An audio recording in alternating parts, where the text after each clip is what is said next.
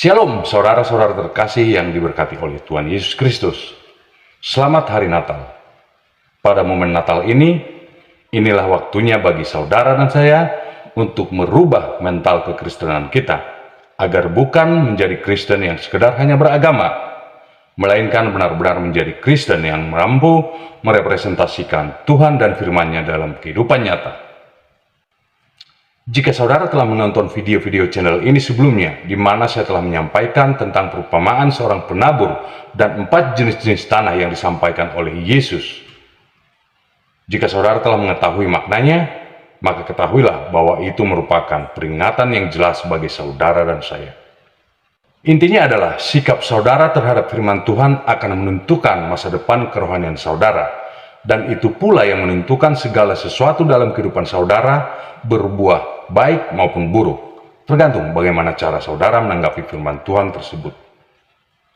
Saya berharap langkah-langkah berikut ini dapat menolong saudara untuk dapat lebih intensif menghidupkan api kasih saudara kepada Yesus Kristus.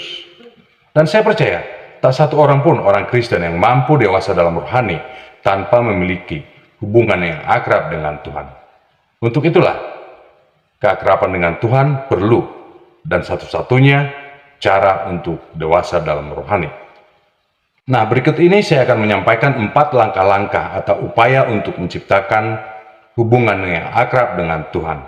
Yang pertama adalah, salah satu upaya yang paling mudah dicapai dan sekaligus mudah juga diabaikan dalam pertumbuhan hidup Kristiani adalah membaca firman Tuhan. Seringkali orang-orang Kristen lalai mengambil Alkitab dan membacanya setiap hari, karena sudah dikuasai oleh kenikmatan-kenikmatan duniawi yang baru saat ini. Salah satu cara untuk mengingatkan diri Anda untuk membaca Alkitab adalah dengan cara menempatkan Alkitab tersebut bersama-sama dengan materi bacaan lainnya. Apakah itu di tempat di mana biasanya saudara minum kopi, atau di atas kursi santai, atau di tempat tidur di mana saudara menempatkan ponsel saudara biasanya. Dan cobalah batasi penggunaan ponsel tersebut dengan perlahan-lahan.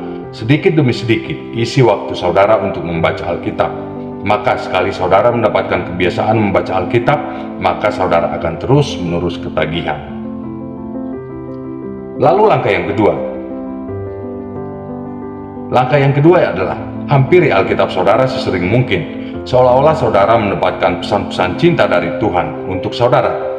Dan yang sebenarnya adalah Alkitab itu memang surat cinta dari Tuhan. Sebelum saudara mulai membacanya, mohon agar Tuhan membuka hati dan pikiran saudara, agar Tuhan memberikan pengetahuan khusus, agar saudara dapat memberikan tanggapan yang baik dan benar terhadap pesan-pesan cinta dari Tuhan tersebut. Lalu langkah yang ketiga adalah, saudara harus jujur dan menyadari bahwa sebenarnya kekhawatiran dan kekayaan maupun kenikmatan hidup telah benar-benar menghimpit kehidupan rohani saudara. Setelah saudara mengakui dengan tulus, lalu cobalah eksperimen ini selama 1-2 minggu.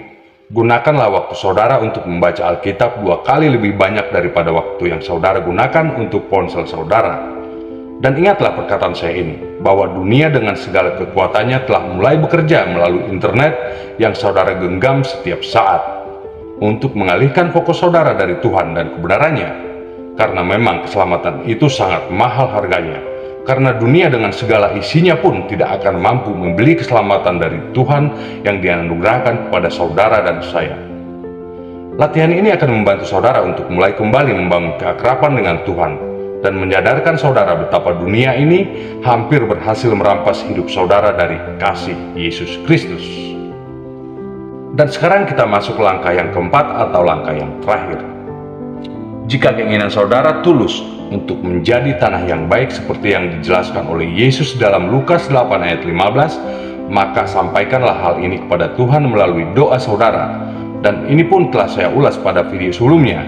Nah, bagi saudara yang belum menonton, silakan ditonton agar saudara dapat menemukan korelasi makna antara satu video dengan video yang lain. Lalu catatlah pada sebuah kertas dan tempatkan di dalam Alkitab saudara hari di mana saudara mulai membuat komitmen ini. Dan jangan lupa, lihatlah catatan ini sesering mungkin agar saudara tetap mampu mempertahankan komitmen yang saudara bangun. Ingatlah, jika saudara tetap konsisten untuk membangun komitmen agar hubungan saudara dengan Tuhan tetap intim setiap saat, maka terimalah penghargaan besar dari Tuhan, yaitu pemikiran yang mampu mengalahkan dunia ini di setiap tantangannya, di mana orang Kristen banyak yang tidak sadar bahwa dunia sedang menggiring mereka ke jalan kebinasaan, di mana Yesus Kristus tidak ada di sana. Saudara-saudara terkasih dalam Kristus Yesus, siap atau tidak siap, percaya atau tidak percaya, firman Tuhan akan digenapi dan pasti digenapi. Lihatlah, dunia ini sedang bergejolak. Tetapi jika saudara tetap berpegang teguh pada iman percaya kepada Yesus Kristus, maka tidak ada hal yang perlu ditakutkan. Ya, tidak ada yang perlu ditakutkan, karena Tuhan beserta kita. Karena jauh sebelum ini telah dinubuatkan dalam firman Tuhan, bahwa langit dan bumi akan berlalu, tetapi perkataan Tuhan adalah kekal. Firman Tuhan akan tetap kekal sampai selama-lamanya, dan menjadi sebagai kekuatan dan pelita bagi jalan kita untuk tetap mengikuti Yesus Kristus. Puji Tuhan, tetaplah berada di channel ini. Sampai jumpa dalam video berikutnya, di mana saya akan selalu tetap mengingatkan saudara agar tetap kuat di dalam Yesus Kristus.